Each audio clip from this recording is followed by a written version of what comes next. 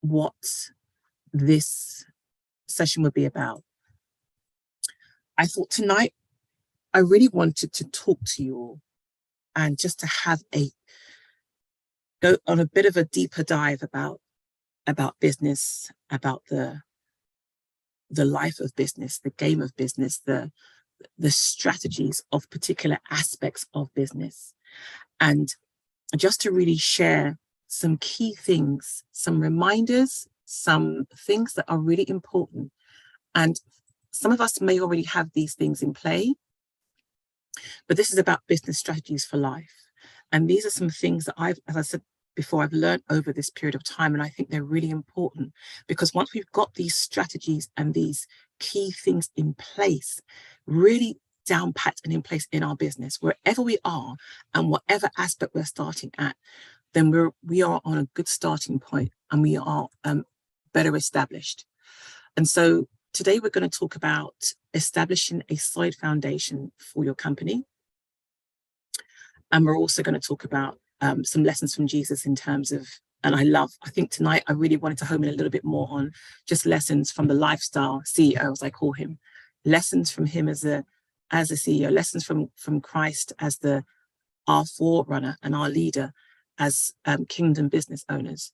And so I kind of wanted to delve deep into that a little bit, and just give some practical examples and some live examples, and also get you to participate and sort of like just to kind of engage in some of those aspects. So that's what we're going to talk about today. So our first topic is about establishing a solid foundation for your company. So there are 5 key areas, and I just think there are 5 key areas that the impact areas really that are required to get your business moving in the right direction. Now, so again, some of you may have this in place, some of us may have this in place already, but I thought it was worth reminding us about those 5 impact areas and what they are, and where perhaps we could be looking at what areas perhaps we are not so strong at, perhaps some areas where we're weaker at, and perhaps some areas where we need to kind of strengthen, and also to acknowledge the areas where we are stronger at. What are we doing to kind of increase and enhance those areas? So the 5 key areas that really affect your business are marketing, sales, numbers, branding, and strategy. So that's, oops, someone's in the chat there. Let me see. Yes, you will. You will see me at some point. You will see me. So I wanted to, yes, you will see me. Do you want to see me now? So let's go for a couple of slides. Definitely will see you. So let's look at one of the key areas that, and I don't know if we want to be really open and honest tonight, is to talk about where we think we are here within these 5 key areas and where we think we are weakest at. For some of us, we may be weak at all of them. Maybe there were 1 or 2 of them. Or there might be some areas where we're saying to ourselves, okay, Mary, something, I need to really understand everything here. So one of the most important areas within these 5 impact areas is knowing your numbers. Really, really important. So knowing your numbers is perhaps the most important one. And so as a minimum, we should have, as a small business, whether we're starting up or whether we're just in that space, we should have at minimum an online accounting system. And on that online accounting system, we should have an up-to-date P&L. That's an up-to-date profit and loss sheet, balance sheet in your accounting system. Now, if anyone is unsure about what that is, or if they haven't got that, just put a 1 in the chat. Put 1 in the chat, actually, if you do have one. Put a 2 in the chat if if you haven't got one, but you're about to start one. Or put a 3 in the chat if you have no clue about what a P&L is. So 1 in the chat if you have, 2 in the chat if you haven't got one yet, 3 if you have no clue about what that is. Let me just turn the volume down up there. Yeah, I mean, how many people you got? We've got someone not on mute there. He's definitely got sleep apnea, Colin. All righty. Could please go on mute, please, whoever's there? Okay, cool. So the profit and loss sheet is so important. And one of the things we need to be familiar with this, very familiar. Okay, so we've got a 2 in the chat, we've got a 3 in the chat. Okay, thank you so much. Really important. This is something I have learned. It's so important. Knowing your numbers is everything. And so you got to have that, whether it's Xero, whether it's, whatever that online accounting system is. It might be a small business one, it might be Sage, it could be a small one, it could be Monday.com, which is a CRM that incorporates an accounting system. It might be Ember. There are a few out there, and if there aren't, if there are some accounting systems that you're unsure of and you need to know, let me know. I can pop a few in the chat. So we really need to be familiar with what this, with your P&L. You should know how, it should be up to date. You should know how much money there is in your P&L at every given time. And you need to know how much money you've made, how much profit you've made, how much you're spending, how much loss. It should be up to date, and it should be on a system where you can look at it, when you can check it, when you can review it, and you need to review it as often as you can. So whether or not you hire someone to do that for you, or whether or not you do it yourself, you need to know how much is coming in and how much is going out, and how much profit is that you're making. Really important. And so that's something that's really, really key that I thought was just important for us to kind of have that down packed. Again, if you're unsure and you're not sure where to start and where to do that, there are those things out there. There are those systems out there. There's information out there. There's help out there. And at the worst, get an accountant to help you do that. So you need to have this in place. If you don't, then get it in place. Get some housekeeping in place. Get your business systems in place. Log into it. Get familiar with it. Get regular with it. Know it. And one of the things that I have really learned is that, excuse me, I'm on a high road, so there's some noisy background. Apologies, sorry about that. Is that you may hire someone to do your marketing or to do your numbers, but as a CEO of your company, you need to understand the basics yourself. And it might be the most painful thing to grapple, but you need to understand and know the basics yourself.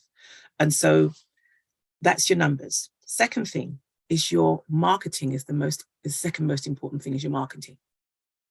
So every business should have a marketing budget.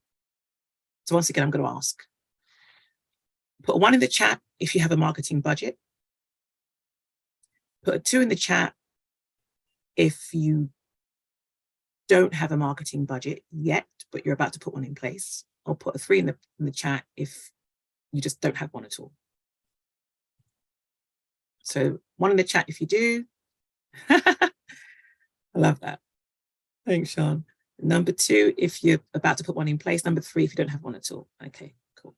Very, very important to have. And it doesn't matter how small that marketing budget is. It doesn't matter how small. If I don't care if it's £50 a month, £20 a month, have a marketing budget in place. Oh my goodness. I'm so sorry. I live on a main road, so I do apologize for the interruptions, and I have a hospital right behind me. So these annoying ambulances, Lord, help me, please. Yes, so have a marketing budget in place. Have a monthly amount that you spend on your marketing, whether you spend it on advertising, whether you spend it on your social media, whether you spend it on a company that does the marketing for you. Have that marketing budget in place. And once again, I say it doesn't matter how small it is, but you need to have that in place. It's important. The marketing is what's really going to enable your business to start growing. And oh, thanks, Laurel. That's great. The marketing is going to enable you to grow and scale your business. And some business owners are a bit scared of having a marketing budget, because when you're starting out in business, you really every penny counts, and I get that. The next important thing I would say is your sales. So you have to be able to sell. And you can't be afraid of selling.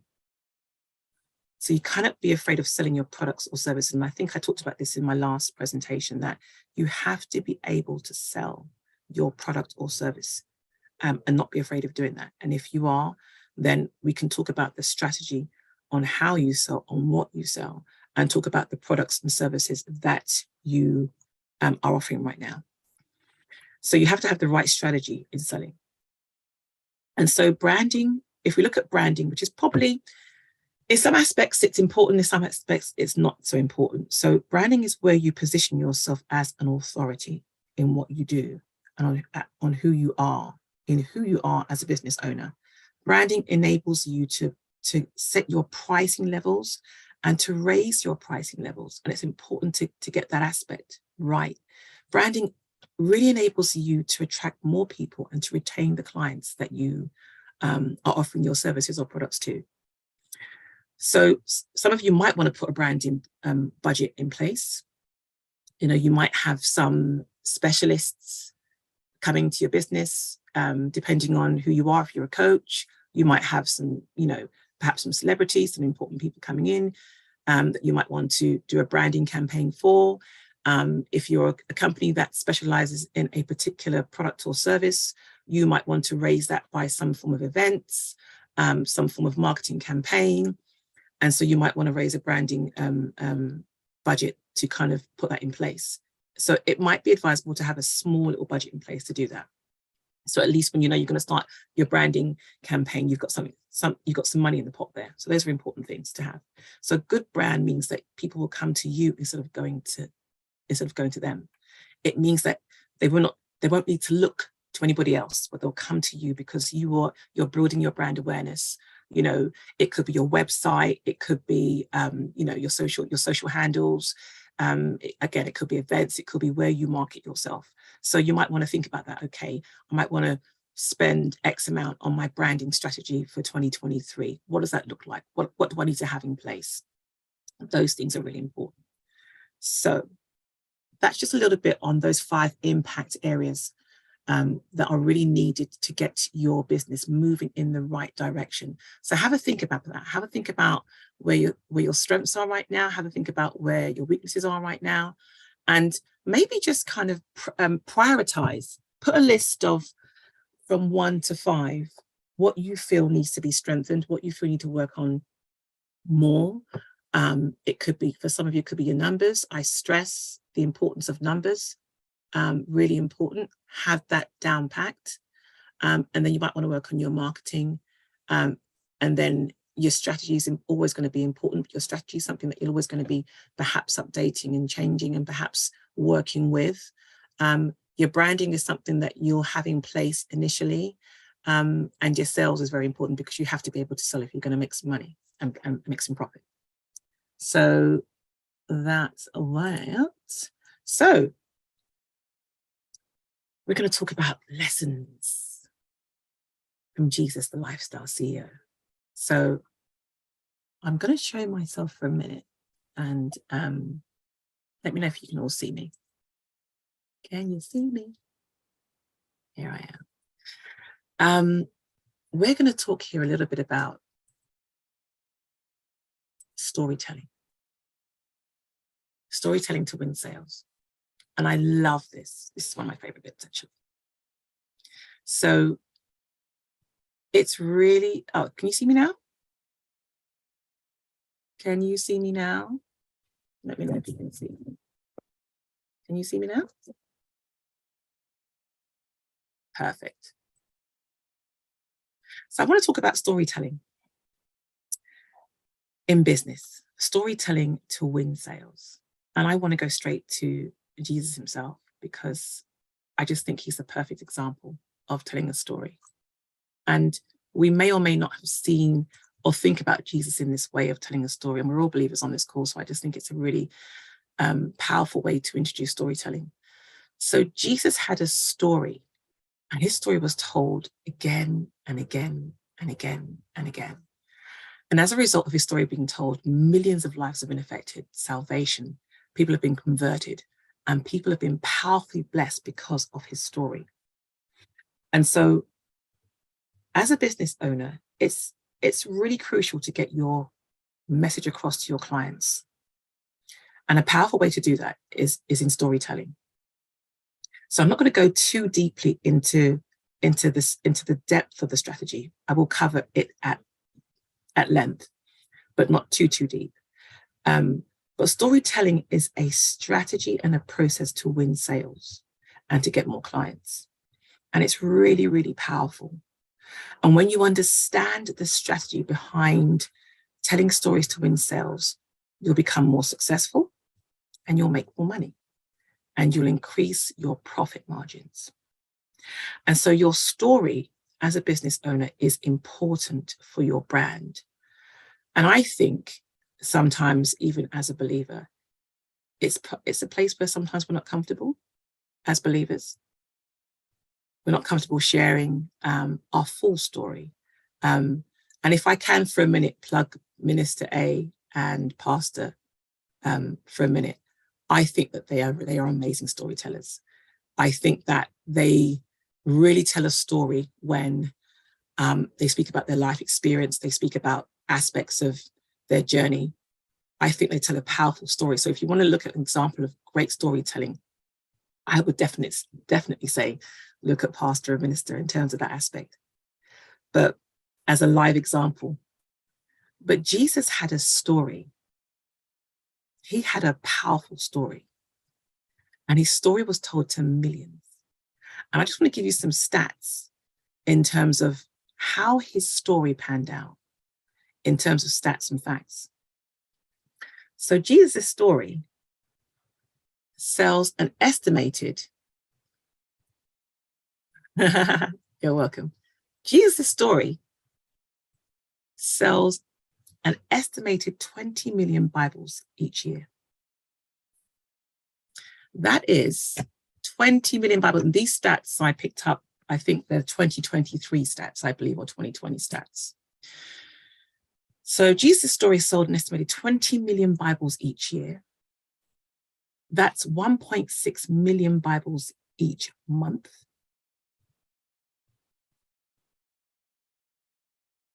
It's 384,615 Bibles each week that are sold each week. 54,000 Bibles sold every single day. 2,289 Bibles sold every hour. 38 Bibles sold every minute. And how about this? 6.4 Bibles sold every 10 seconds. How about those for stats? For storytelling. Because many perceive that as a story. Powerful. In addition to that, in addition to those stats, in addition to all those Bibles being sold, another 115,055 Bibles are given away or distributed every single day. 115,055 Bibles are given away every single day, distributed every single day. Per year, there are 100, on average, 100 million Bibles printed each year. This bit's just mind-blowing. So I'll scroll down to these stats. So there are 80,000 different versions of the Bible that generate at least one sale annually. So over 12 months, out of the 80,000 different Bibles that exist, there's a sale of one of those versions annually. So those are Bible sales revenues per year, broken down into stats. Powerful, huh? So we know that Jesus tells a story. He's a massive storyteller. His word is a storyteller. His word converts. His word sells. And sometimes we don't think about it in that aspect, because I don't know if we do. Let me know if you do or not. But When you think about storytelling in this aspect, if you think about the publisher that has marketed, that has the business owner that has taken this word of God to the masses, to the world, this is the revenue that it brings in. So let me give you some figures. Actually, I wanted to give you some figures. So I think Bible sales revenues per year in 2020 were $430 million. Bible sales revenue in 2020. So let's just assume that, yeah, it is deep in this day. 430 million in revenue in 2020, and that was during lockdown. And here we are in 2023. And so I really wanted to bring this to, I was saying, Lord, help me to synthesize this, to kind of really bring this into parallels of looking at the word and how the word not only profits spiritually, but it's profiting monetarily, because we ain't getting that dealt. Zondervan, Gideon, HarperCollins, that revenue is going straight into their pocket. Facts. Yeah, exactly, Mr. A. So I wanted to give us some real hardcore facts, because when we look at profit, when we look at business, when we look at revenue, when we look at sales, this is it. 20 million each year, 1.6 each month, 384,000 each sold each week. Revenue, revenue, revenue. I hope and I pray that encourages you as business owners, that if the word of God brings in that revenue, if the word of God is sold, and it is sold, because the stats say there's a distribution. There's free Bibles given out. So that's clever marketing, and that's clever distribution. So there's mass revenue, and there's also mass giveaway. There's mass distribution. Very, very clever marketing, and a very clever business owner in that aspect. So those customers, that market is being tended to, if you like, in every aspect. If you want those stats, I'm more than happy to share, but I just wanted to kind of pop those to you. So if we want to reach our financial target in business, okay, there are some things that we really need to kind of know. Let's say you want to reach your first 100K in business, or your first 250K. There are some things you need to know about your clients, all right? So you need to know who they are.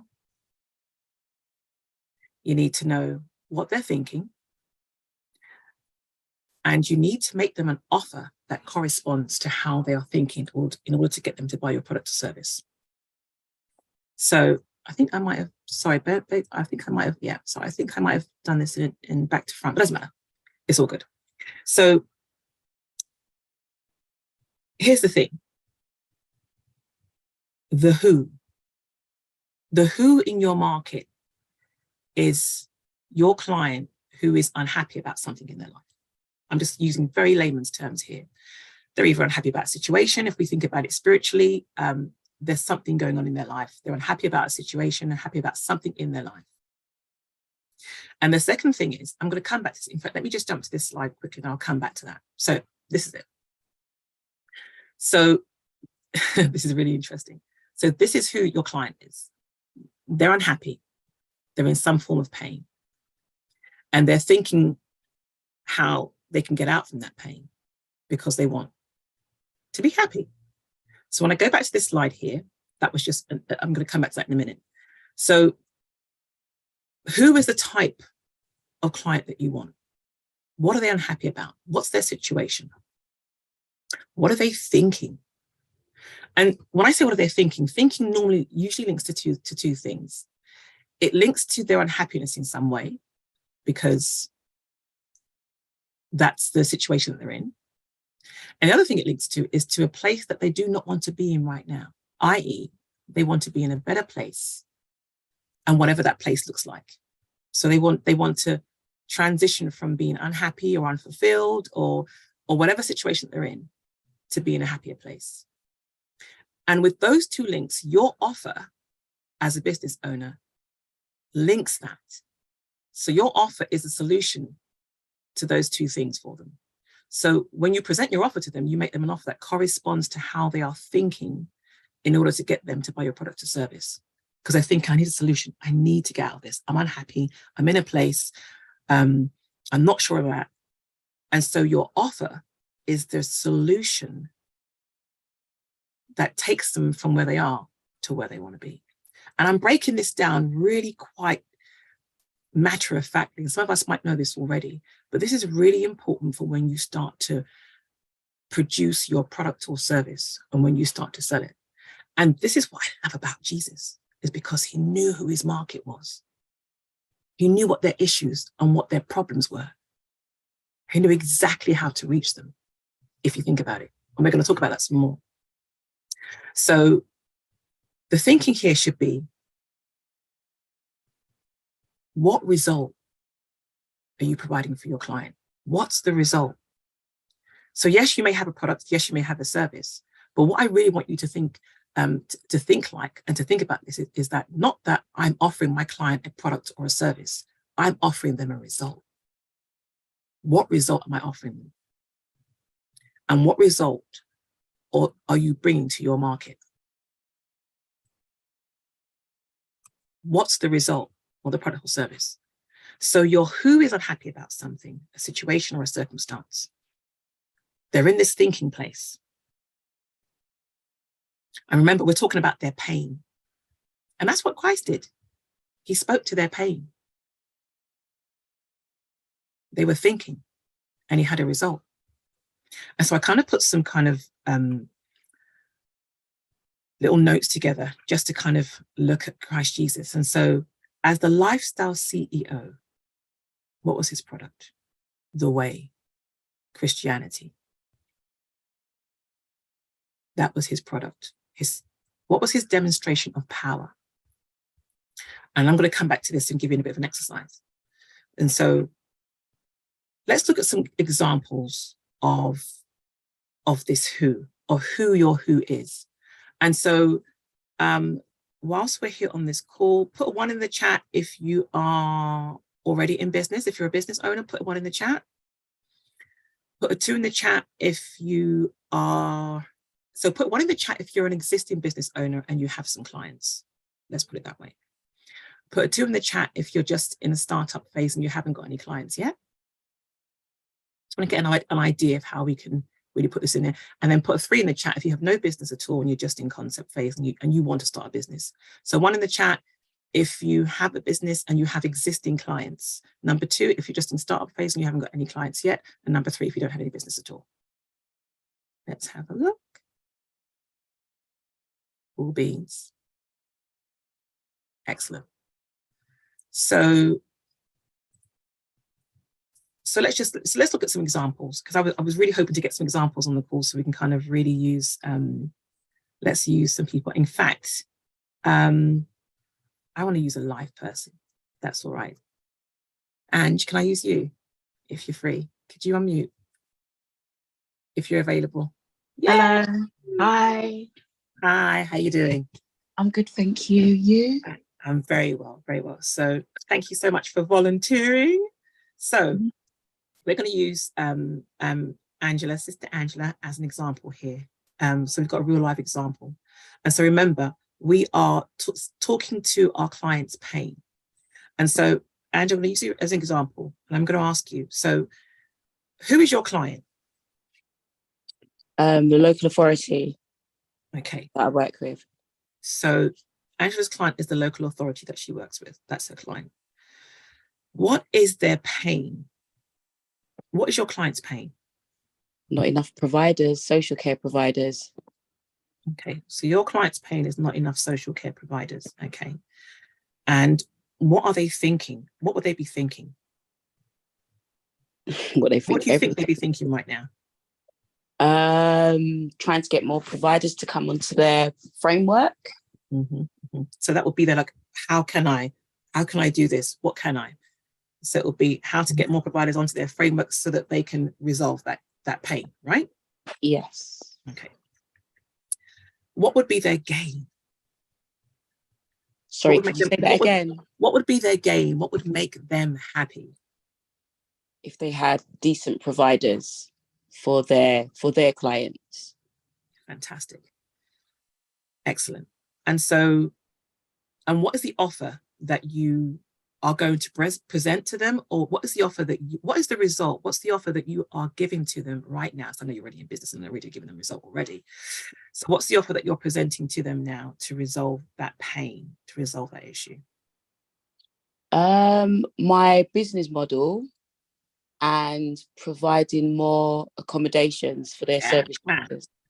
So the accommodation, the result is you are providing them the accommodation, residential accommodation for their clients to be able to house their clients who they are trying to find suitable accommodation for. Am I right in looking at it in that way? As a Yes, very basic. with the interventions that are in place as well. Okay, exactly. That would be support within the accommodation. Fantastic. So this is amazing. So stay there, Angela. I just want to make sure that everybody gets this. So Angela has identified her who. Her who is the local authority. The local authorities, their pain is that they do not have enough providers to sit on their framework. And I might even say enough providers to even accommodate their service users. Would I be right in saying that, Angela? Yes. Yeah. Yes. So their pain is that they have a batch of vulnerable people within their local authority, within their care, within who've come to them maybe from private spaces, maybe from referrals, maybe from social workers, maybe from different areas, and they're inundated with these requests to get these service users to move on to a place where they can find a suitable shelter, suitable accommodation, but also have the intervention, as Angela put it, the intervention, the support to get their clients to a better place, to make their clients happy. So in essence, the local authorities paying, the pain of their service users is the local authorities paying. So they've got double pain. Am I right? Am I explaining that in the correct fashion? Yes, you are. Yes. So there's double pain there.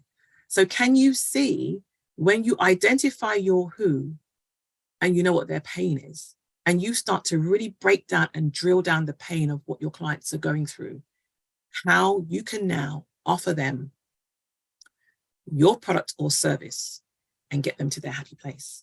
So Angela's clients, their happy place is the LA's clients are now in a serviced accommodation. They're in a place where they are supported.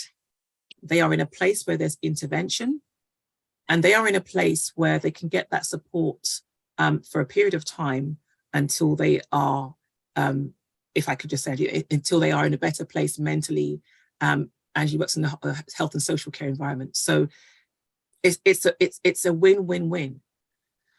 But Angela is not selling the product or service, she's selling a result. And the results, you're selling results, she's selling a result. And the key to linking your product or service to your client's pain, that's the transformation.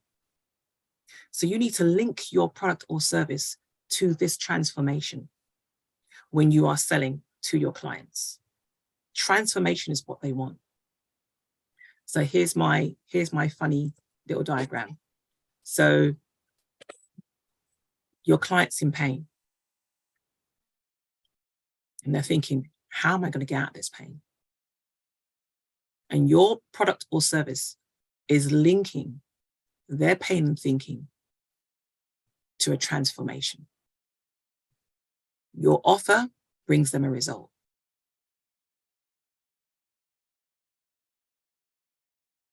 I'm just going to pause there. Are there any questions at this point? Any questions or any thoughts or shares? This is really, really important. And so I just wanted to kind of really drill this down for us to really understand that when you're thinking about your product or service, it's the who. You're focusing on the who. And so let me just ask you this question now. Do you know, as a business owner, who your who is? Put a 1 if you know, put a 1 if you're unsure, put a 2 if you're unsure, and put a 3 if you don't know yet. Do you know who your who is? Excellent.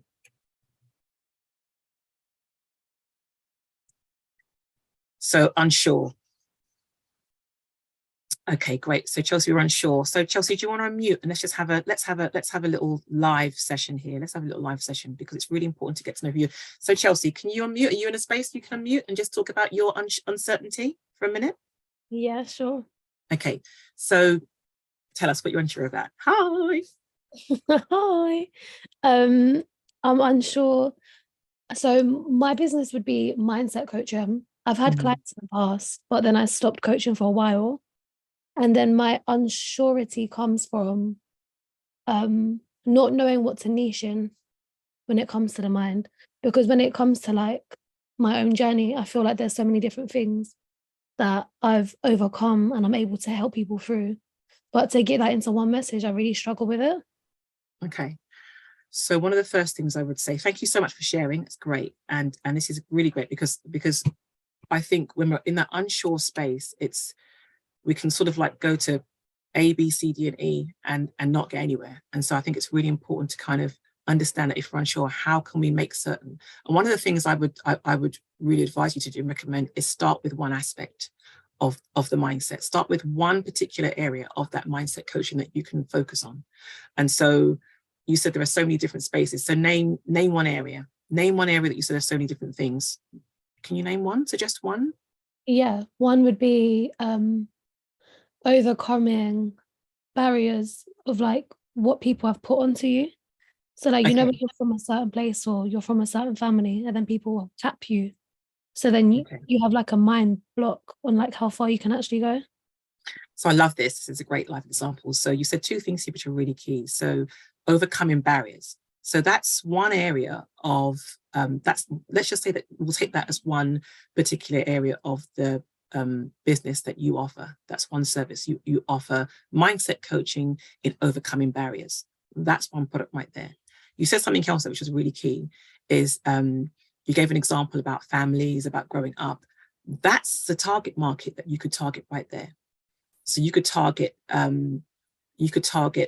perhaps families. You could target young people of a certain age. You could target people that are exactly your own age, family members, young youths who perhaps are going through challenges within their family and are struggling to overcome barriers to reach the next level of development, of growth in their life. You could target 19 to 25-year-olds, you could target 19 to 30-year-olds. So you could niche it right down and start with them. Because sometimes what happens is when we start to wanting to target everyone in every space, you know, your market becomes too wide and your product cannot serve every single market.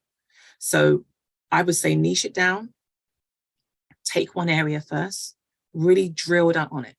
Ask yourself, okay, now you've drilled it down to mindset coaching for people that are struggling to overcome barriers. Okay, who are these people? Are they what age bracket are they in? Are they male? Are they female? What region are they in? Are they in your area? Are they where you live? Are they in the UK? Are they across the UK? So there are so many ways you can drill that market down and niche that down, and then you can start targeting them. Does that make sense? Yeah, it does. So you can start targeting that particular audience and pick them. Just pick one. You can pick an age range, for example. You can pick a gender, if you like. You can pick people in specific areas. You could pick college students for, you could pick young working people. You can niche it right down and start with that sector first and foremost. And then in another teaching, another session, I'll talk about how you can send that message out to market. So you can send that out to market as you're doing already on your Instagram campaigns. So now when you're on your Instagram campaigns, you can start sending that message to market to a very specific target market. And that will be your who. And then you start with your next service. And then you target that particular market. You might want to up your age range. You might want to make it gender specific. You might want to make it females 19 to 30 going through obstacles, overcoming barriers because of this particular reason, because of pressure, peer pressure, family pressure, parental pressure. So you can now start targeting that market and making it very specific, and you'll hit that audience. Does that help? Yeah, no, it helps so much. Yeah. Even Go in ahead. saying like that can just be your next service. Like, I Literally. feel like So I now don't you've know got 3, 4, 5, and 6 services. You've got different services how as opposed to trying to jumble them all into one. So you've got 2, 3, or 4, 5 services. You've got overcoming barriers. What else do you do? What else do you help people with? going from the fixed mindset to the growth mindset. So you've got a fixed mindset to growth mindset. That's product number 2. What else do you do? Getting confidence for creatives. Confidence coaching for creators. So that's coaching. So you've got coaching there, and that can go into so many different other levels. And so can you see that, how you've now broken that down and you've niched it out? You've now broken down all the services that you offer. And then it's so important to focus on one thing. Focus on one thing. Nail that one thing. And here's the thing. When you focus on that one thing, test it. Test market, test it, and test it, and test it, and test it. Test the response. Get feedback. Speak to your friends, speak to your family, speak to your church folks, speak to people. What do you think about this? Would you find this interesting? Would this be of interest to you? So test that one service. If you find that you're not getting enough feedback, go to the next one. But test. But start with one. If you start with one, you'll find that you'll be more focused. You'll find that more ideas will come. You'll find that you'll be able to niche it down to hit your exact target market. And you'll get that feedback, and then you'll be able to build your services and your products based on that, and you'll be able to get them the results that they need. That's really important. So that's my mini session right there. Brilliant. I love that, because I think that when we're unsure, there's always a reason behind it. Whilst we're unsure, there's always something there that we can actually niche down to. And again, it doesn't matter how small your product is. I can't stress this enough. It doesn't matter how small your product is. No matter how small you think it is. You might be somebody that's like you said, a creative. You might be a creative, a business owner in the creative space who wants to get somebody into film or acting or the arts, and the person hasn't got the right CV, hasn't got the right experience, hasn't got the right connections, or hasn't got a clue how to get started. That might be you. There's a space there. That's your who. You might be somebody who, for example, wants to start writing a book. You might be somebody who's a coaching, who knows exactly how to get someone to start writing a book, but your target market, your audience, your client doesn't know where to start, hasn't got the skills, hasn't got the know-how, but wants to start. That could be their pain. That's your target. So there's no limit to who your who is, but knowing who your who is important. And so you look at the product or service that you offer, look at it, what would be the pain? And I come back to this little example here, to my little illustration. What would be the pain? What would be the thing that person would be going through? What would be the issue? What would be the challenge? Okay, what would they be thinking right now? And what is the result? Sounds like you're a coach. So coaching is really where your business is. If I'm right, Chelsea, I think I'm right there. Coaching. Yeah. So that would be your mindset coach. And so it goes into so many different areas, but start with one thing. So that's what I would say. No, that's so helpful. Thank you. You're so welcome. It's great. Good stuff. Okay, so I'm so conscious of time, and I'm really realizing I'm not going to get through all of this, everybody. So, okay, Minister A, please let me know what my timeline is like, what the deadline is like. So I wanted to talk about Jesus. I wanted to talk about his product. So I came back to this. Jesus, I call him the lifestyle CEO. He knew his product was Christianity. He had a demonstration of power.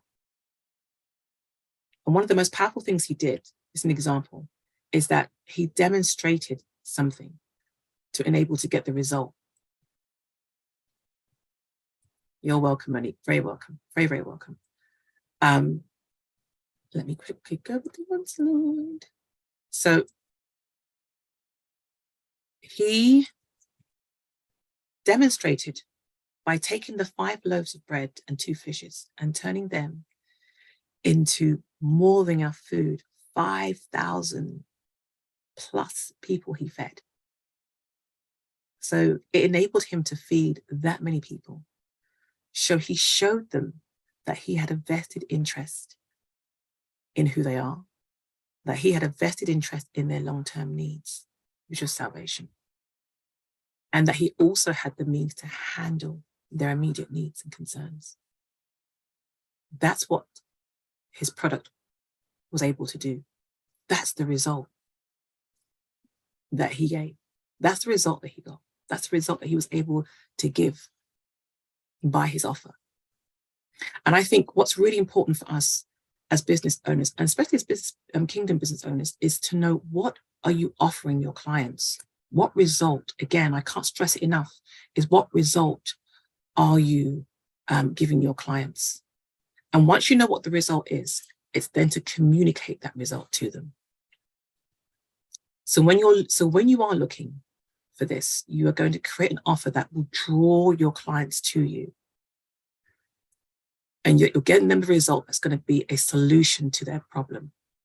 What are we? We are problem solvers and solution providers as business owners. Jesus was a problem solver and he was a solution provider. And clearly in that example where he provided more than enough food for 5,000 people, he solved a problem and he gave them a solution. So you need to ask yourself, what result does your client get for using your service or product? What result do they get for using your product or service? And by using your product or service, they're going to get this result. And this result is going to help them. It's going to benefit them. It's going to help them achieve something in some way. So you've got to have this in mind. When my client uses my product, when he uses my service, they're going to get a result. And it's going to benefit them in some way. And it doesn't matter, again, what you do. It doesn't matter what business that you have. It's just as long as you understand what it is, what that is. And the only way you're going to understand that is by getting into the mind of your client. And then when you get into the mind of your client, you can now structure your offer in a way that's going to appeal to them, because they know they're going on a journey with you. And they know that it's your product or service that's going to make them happy and get them the results that they want. Really important. And so how do we resonate with the offer? And so it's really interesting, an interesting fact that 99% of business owners, when they're making their offer, they make the offer for themselves. And if you think about some ads that you see or some business owners that you see, it's about the me factor. And they're not making that ad for the client. 99%. Yeah, it's true. They make the offer for themselves, not for the client. And that's the big mistake that they make. So when you're making the offer, when you make the offer for yourself, people might like you. Some of them they might like you and they might even want it, but the masses won't want it. So you have to make that offer for the client. Very, very important. So you need to understand your client in depth. We've got to understand our client in depth before we can make our offer. And once we know that, then we can make an offer that will give them results and put money in our pocket, enable us to profit. So once we know that this is the client that I want, this is how they think, then this is my offer. And so here's the thing. Once you know those three things, once you've got those three things down packed, you're going to be able to repeat this over and over and over and over again. Even if you sell your offer for £1, if you repeat that 100,000 times, that's £100,000. If it's a £10 offer and you repeat that 20,000 times, that's £200,000. That's how you got to look at it. If you're selling a product for 10 grand, £10,000, and you do it 25 times, that's your 250K done. It sounds, when we look at it and we're looking at, oh my gosh, what can I do? It sounds a bit daunting, but that's as simple as it is. You sell a product for £1 and you repeat that. As long as you've got an offer and you've got a product or service that they want, you repeat that 100,000 times. That's £100,000. And when you think of it like that, ask yourself this question. Do you think it's doable? Do you think you have a service or a product that you can offer your clients? Give me a yes in the chat. Give me a yes in the chat or a no in the chat. Let's have some shares. All righty. So if you think about Poundland, think about Poundland. I mean, the products are a bit more than £1 now, but think about Poundland. Think about how many customers, I don't have the stats to actually show you right now, but think about how many customers go in and out of that store every day, thousands, and buy that product for £1. Buy the product that they don't even really, really, really need, but they want it because it's £1, because there's massive value attached to it. They're getting something that's probably worth £5 for £1. If you think about Poundland, you can go into a Poundland, and give you a very small example, and you can buy a packet of chocolates, for example, a packet of, I don't know, M&Ms or something that you would buy in another shop for like £2. You can get it in Poundland for £1. And so what happens? Poundland are giving you value for little price. And so you'll go back to Poundland, and you'll go back to Poundland, and you'll go back to Poundland. You can get it on Amazon for £2.50, but Poundland will sell it to you for £1. That's clever marketing. So hundreds and thousands of people go into that shop every single day. And they make that 100,000. They make that million, billion, trillion, 10 times over. And so that's really where I want to get us to start really thinking, understanding. Poundland understand their client. They understand the client that has little money to spend versus the client that will go into Waitrose and spend £2.50 on that same packet of M&Ms, for example. They understand it of the client. They understand the locality of the client. They understand where their client is. And that's how they're very successful. And that's how they make money. So it doesn't matter what you charge. What matters is the value of the problem and the solution. So write this down. VOC, value over cost, or value outweighs cost. That's really important. The value that you give should outweigh the cost, or value over cost. And so it's about the value that you provide your client. And so the question becomes, what is the value worth to your client? What is what you're offering? What is your product or your service worth to your client? What value does it provide to your client? And what cost does it outweigh? Because that's really important. If the value that you're providing to your client outweighs the cost, then you're in a win situation.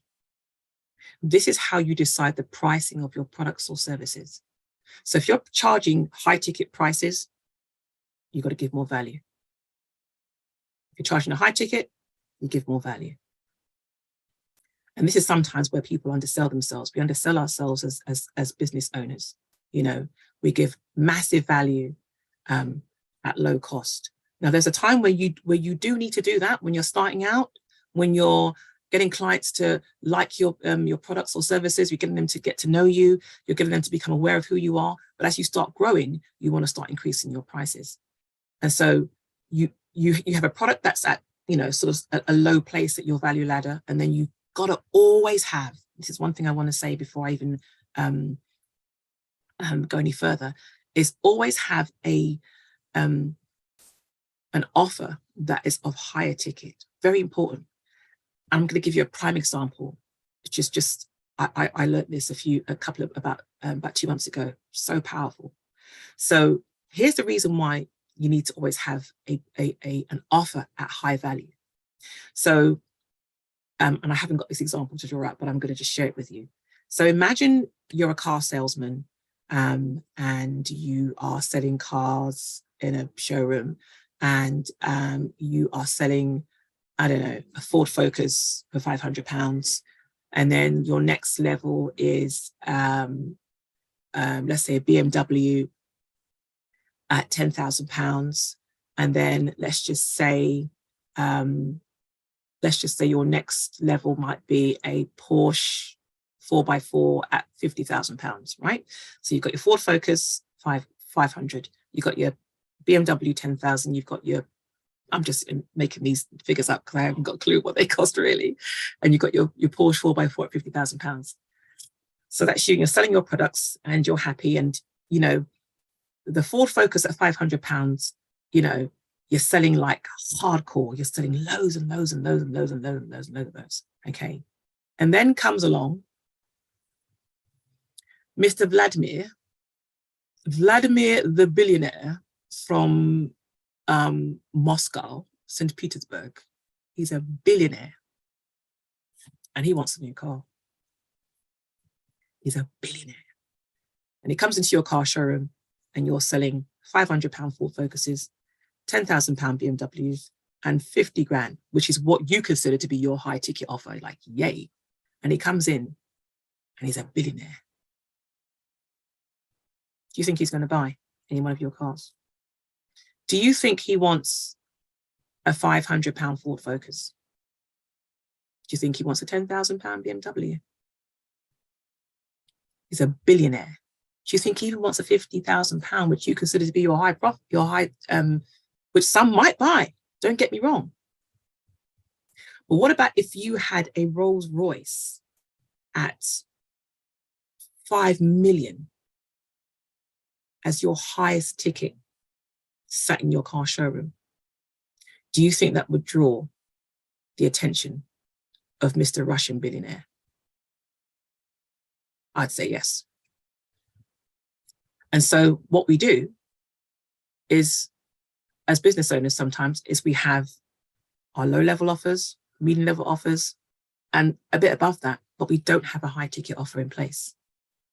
And the reality is, there are people in this world, there are, it's just the way the world is, that don't want your low levels. They don't want the low-level products. They want to spend money because they have the money to spend. And that's something that we have to get our mindsets around. They have the money to spend. And so what happens now is that we are leaving thousands, millions on the table because we have not got a high ticket offer in place. And this is the world that we live in. And this is what I've come to learn. The last couple of months, I raised my high ticket price levels and had them in place, but kind of, sort of fleshed them out. And my last 2 clients that came in went straight to my high level prices. Didn't want to have anything to do with my low level prices. They went straight up to my top level. And even that wasn't enough. Facts. Because they wanted more value, longevity, more investment. They want more coaching, more consultation. They want more tenders, because tenders is one of the areas I specialize in. Straight to the top product. Oh, thank you so much, I'm going to say. And I thought I would have had enough time to go through everything today. So that's just something I want you to bear in mind, is don't be afraid to have a high ticket product on your client journey, on what we call your value or your sales ladder. And think about what that would be. And if you do have that in place, make sure you're giving high value at that space and place. I want to talk a lot more about this, this value ladder, this client journey, and perhaps it may have to wait for another session, because this is an area I really want us to nail down as business owners, particularly as Kingdom business owners. It's so important, and it's a game changer on your journey. It's a game changer for you as a business owner, because of the 67 million people that are in the UK, I guarantee you millions of them want your high ticket offer. I can guarantee you that. And so if you don't have that in place right now, if you don't know what that looks like right now, start to think about that. Start to think about what you offer, the value that you offer, and understand your products or your services. So I'm going to come back. I'm just thinking, because of time, where to go next here. So this is how we have to position ourselves. There's a lot of competition out there, okay? And depending on what your offer or product or service is, the marketplace might dictate that price. And so how do you deal with this? So if you don't want to go with the marketplace prices, then set your own prices for whatever it is that you are, for what your product or service is. And for example, if the marketplace are in competition with you and their prices are a bit lower, then all you do is add more value to what it is that you're offering. And then you can set your prices up. Add more value, set your own price. Remember that. Charge the way that you want to charge, because you're adding more value. So that's really, really important. I can't stress this enough in business, is we need to understand the value that we're offering our clients. And if you don't understand that value, then you need to look at your product or service again and say to yourself, do I actually believe in what I'm selling? Do I believe in my product and in my service? Do I believe somebody would buy what I'm offering? Would I buy it? Would you buy it? That's a question to ask yourself. So it's about positioning yourself to win your client. And so I want to go back to storytelling, and I don't have much time, but I'm going to go back to storytelling and talk about facts, stories, and stories that sell. I'm going to just talk about this because I really want just to talk to you about this today. So I want to talk about your products and storytelling. And I don't know if many of us really grapple or know much about this in terms of storytelling and products. And so when you are selling your products, your product or service needs a story, because that's exactly what Jesus did. So how do you start? So imagine that. Storytelling to win sales. Isn't that an interesting concept? And so each service that you have has a story behind it.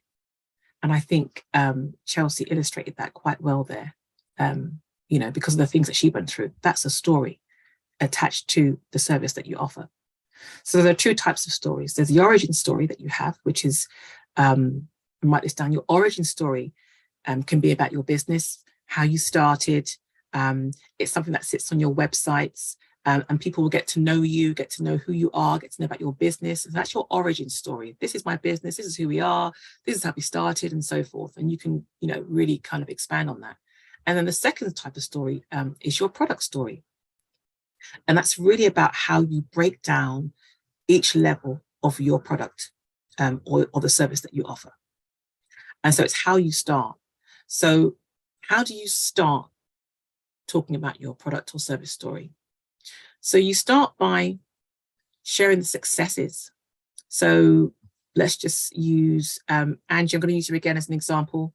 So and I'm just going to just kind of like just summarize it, Angie, if I can, and correct me if I've missed anything out. So Angela has been successful in acquiring, I think, her second residence right now for her clients. A great success. as as an organization. That's not been up and running for a long time.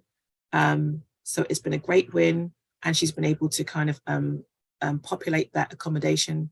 Am I sharing it correctly, Angie? Tell me if I've got it right. Yeah, you are. Yeah. Yeah. So she's been able to, so in a short space of time, let's say her success is in a short space of time, she's been able to secure two accommodations, residents for service users, and the local authority are singing their praises, you know, because they love the kind of work that they do. She's been able to populate those residents, and she's been able to provide them with an amazing service, intervention, support, and so forth. Great success story within less than a year. Less than a year, she's amassed that success as a business owner. Absolutely huge, massive achievement. So you start off with a success story, a success origin, that place, okay?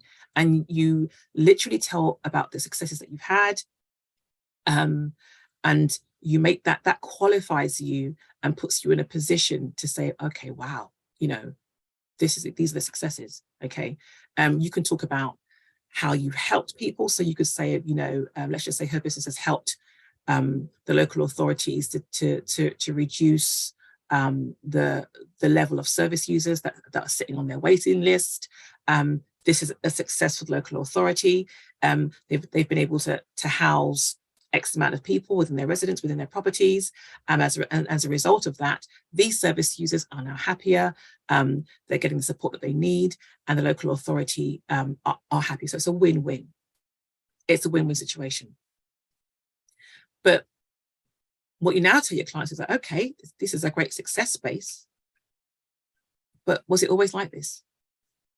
And I definitely know for Angela, it wasn't always like this, because I've known some of her struggles. Angie, do you want to share a few of the struggles that you had? Staffing. There we go. Yeah, staffing was one of my biggest struggles, and one of the local authorities owes me a lot of money. There we go. And they've not paid me yet, but we are financially ahead in terms of making sure that our accommodation is paid for each month, and we've got contingency plan in place for staff's wages, which is quite high.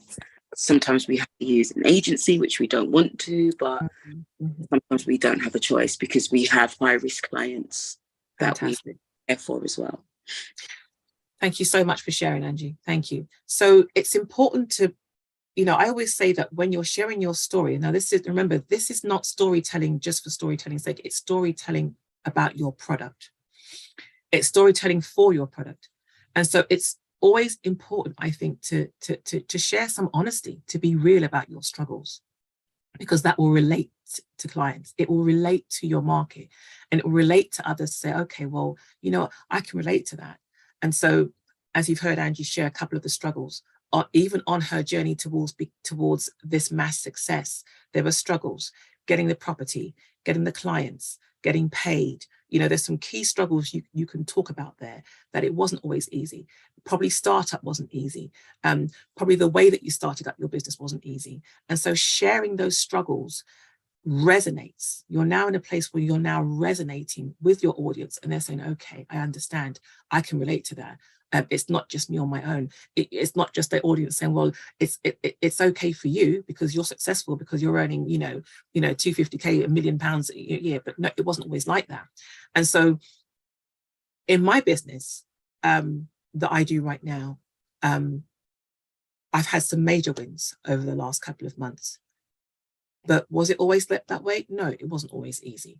You know, you can talk about your origin, where you started. You know, when I first started writing tenders, it was difficult. I didn't understand the sector that I was working for. I didn't understand how complex that sector was. You know, I just left my corporate role where I was exchanging time for money, churning out proposals day after day, had no business model when I left.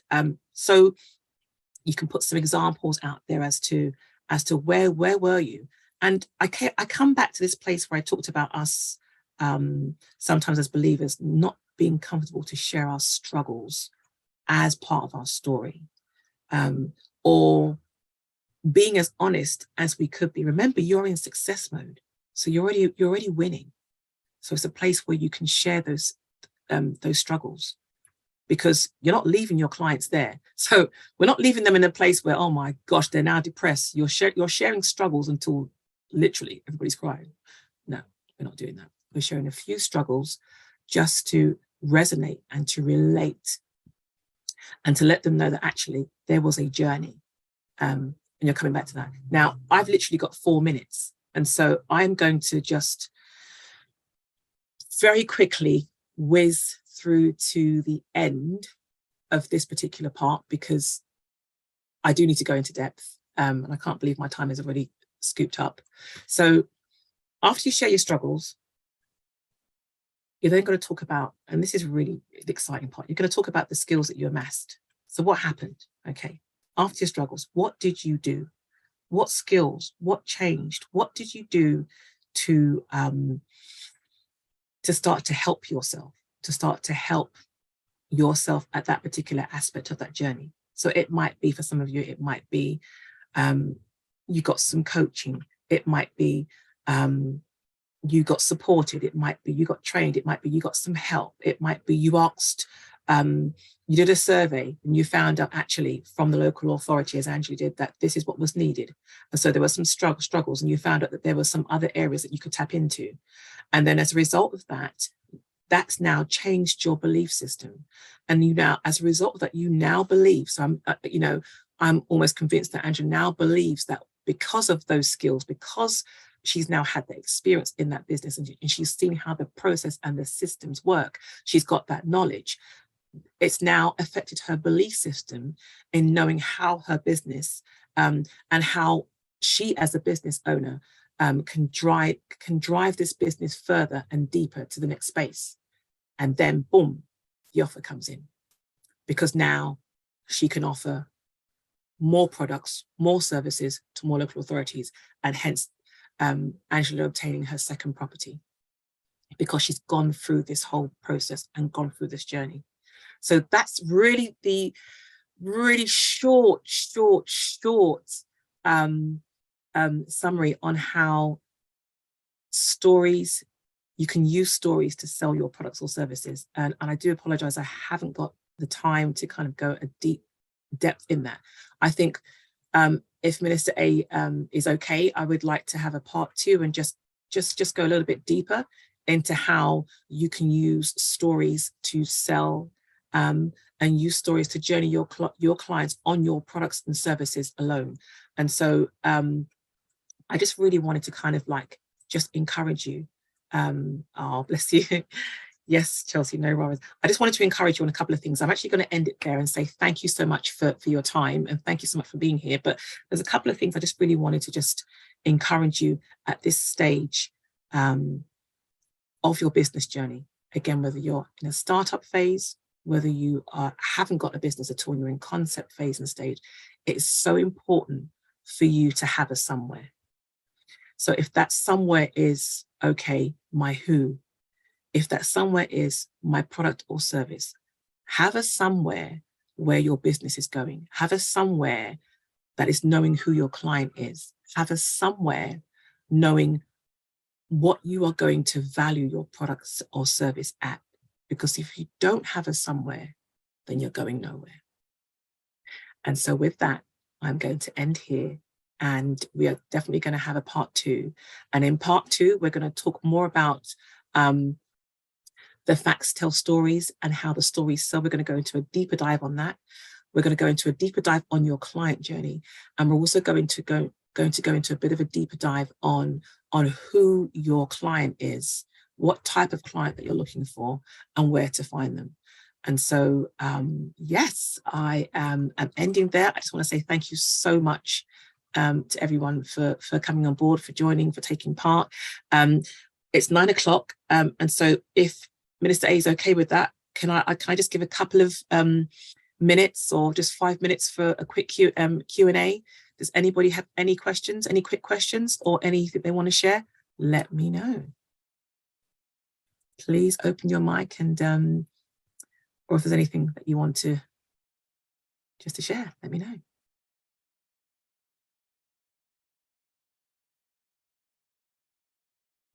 That was amazing, man, as usual. Absolutely. I said to Pastor Ramsey, every time you speak, especially when it comes to business, it's so interesting. Like I just feel like just answers kind of get unlocked. I'm like, oh, okay, yeah, let me do it this way, let me do it that way. So thank you so much, Han.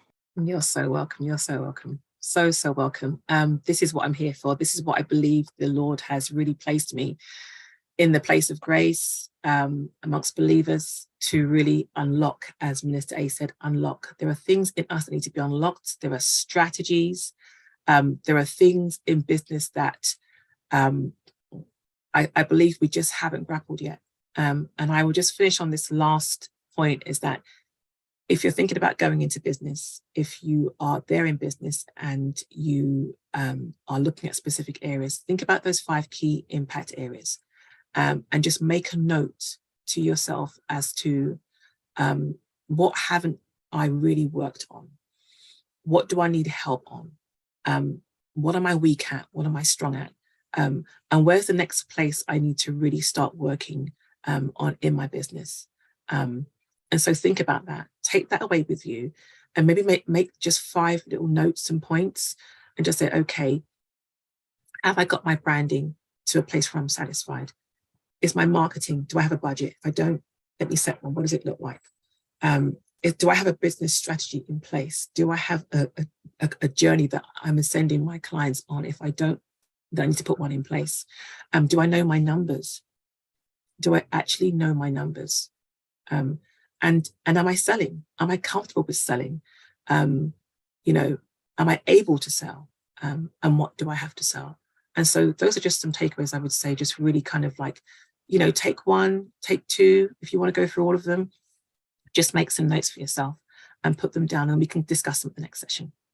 Alrighty, so God bless everybody. Have a lovely and amazing evening. Thank you again so much for joining, and we look forward to part 2, and I can't wait to share with you again. God bless. Take care. Bye. Thank you, Mary. You're welcome. Thank you. Bye. Bye.